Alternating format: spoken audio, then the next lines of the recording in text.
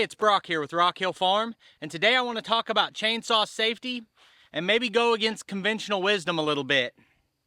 So, every day I try to come outside and get some work done, and today was going to be a firewood day. But I actually tweaked my back a little bit yesterday. We did all those concrete pots that weighed close to 200 pounds a piece, and I was moving those around, and I just a little bit stiff with my back today. So I'm sitting inside thinking I should have used better lifting technique. And I said, I'm just gonna take today off and not really do anything out here today, even though the weather's beautiful. And so what I did instead was I spent all day watching Buckin Billy Ray. If you're not familiar, Buckin Billy Ray has a big YouTube channel about felling trees, bucking firewood, chainsaws, axes, anything to do with firewood. And that guy is amazing. He forgot more today than I will ever know about running a chainsaw or sharpening a chainsaw. I watched a bunch of chain sharpening videos today. And really, if I have advice for you, it's go watch him. Go watch Buckin Billy Ray, and he'll explain this better than I do. The only difference is his videos tend to be like 40 minutes long, and I still recommend you go watch those, but I'm going to try to break down just one point that he makes a lot into a shorter format. And that main point is that the smaller the wood, the longer the bar. And for bucking, I think he's absolutely right. It's safer to use this 25-inch bar than it is to use this little 18-inch bar. And that's the main thing today's video is about. But before that, I want to talk about some other things safety related with chainsaws that maybe don't get enough attention. Everyone wants to talk about whether or not I'm wearing chaps. And I always wear chaps. I've had maybe out of 700 videos, I might have had 3 times where I was making a single cut and I didn't put them on. But generally, I wear my safety gear. But I don't think that's the most important thing you can do. So, I had a decibel meter out. I get criticized a lot for not wearing hearing protection on the tractor. But a tractor is dramatically quieter than a chainsaw. And if you look at OSHA recommendations for hearing protection and where my tractor is at, you don't need hearing protection to run my tractor unless you're on it for a prolonged period of time, like an hour or 2 hours continuous. A lawnmower is much louder. A weed eater is much louder. And this chainsaw is like in the jet engine category as far as volume. It's already a loud saw, and I put an aftermarket muffler on it. It makes it super loud. So I think the most important safety thing you can do is wear hearing protection. I've started putting earplugs under my earmuffs because it's so loud. Next thing, face shield.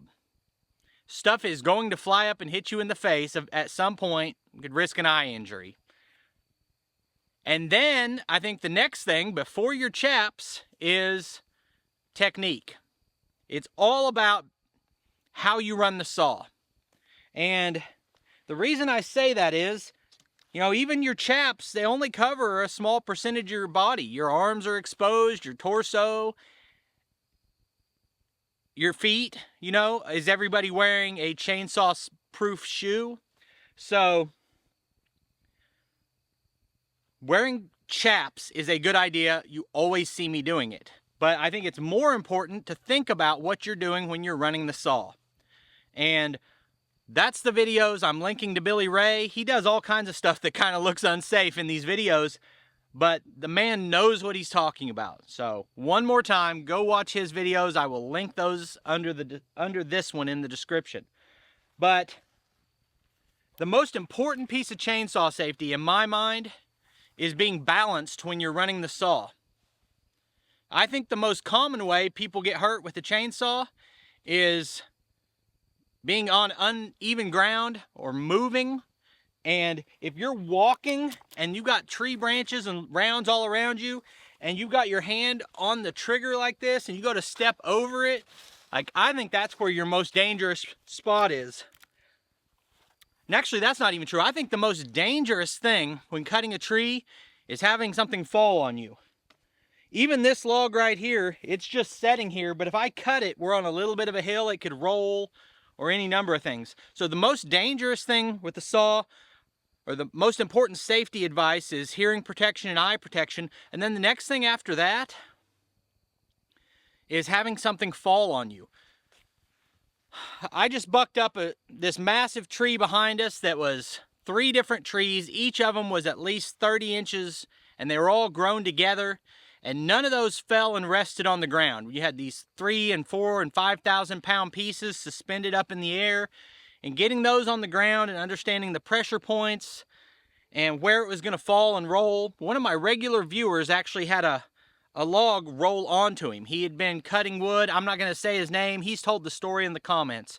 But he was cutting. He was an experienced person. He had someone out there with him, and a really big log rolled onto him. And that's the danger that no piece of safety gear protects you from. The only thing that protects you from that is experience and patience. So you say, okay, I've done this before. I'm just going to walk up and do it. No, stop and think. How could this go wrong? Then the next thing after having something fall on you is actually being cut by the saw. So now we're in the 4th danger.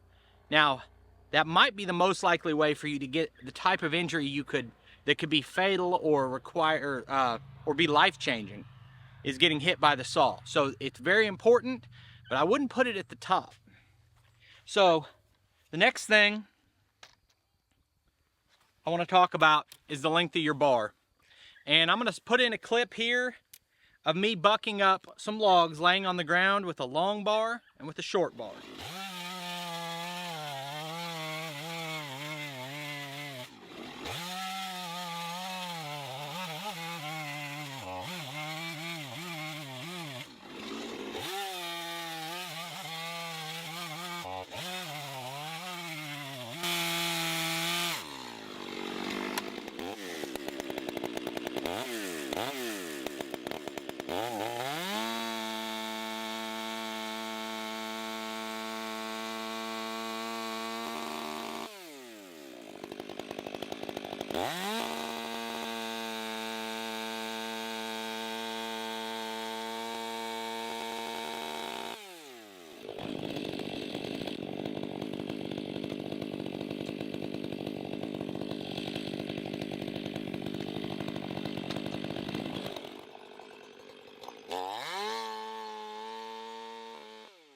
When I talk about the most important thing, not getting cut with the saw, is being balanced. If I'm standing straight up and down, I've got good posture, my shoulders are back. Let me come around here.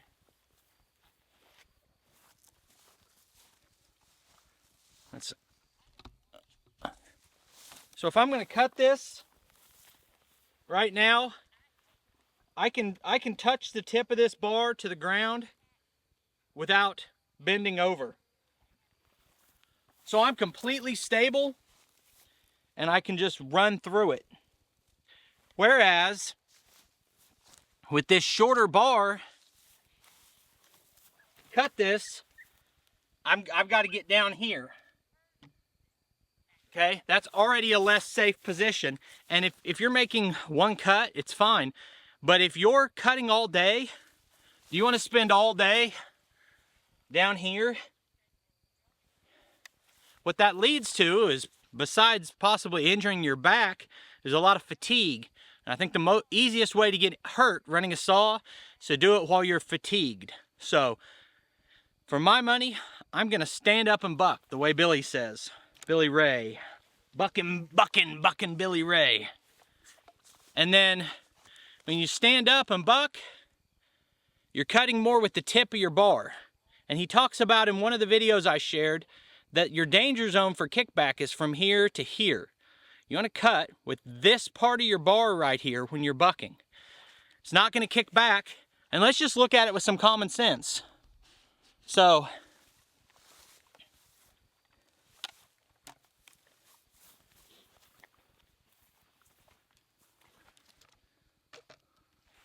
if I'm cutting right here, first I've got the chain brake on a kickback. That's why I don't put kickback as the most dangerous. That kicks back right there, you just stopped your chain. So, I mean, you really want to be safe, make sure your chain brake works. That's what saves you from a kickback, is a working chain brake. But the other thing is, this bar has weight on the end. So now I'm running this saw right here. It's not trying to kick back. I'm balanced, I'm straight up and down, and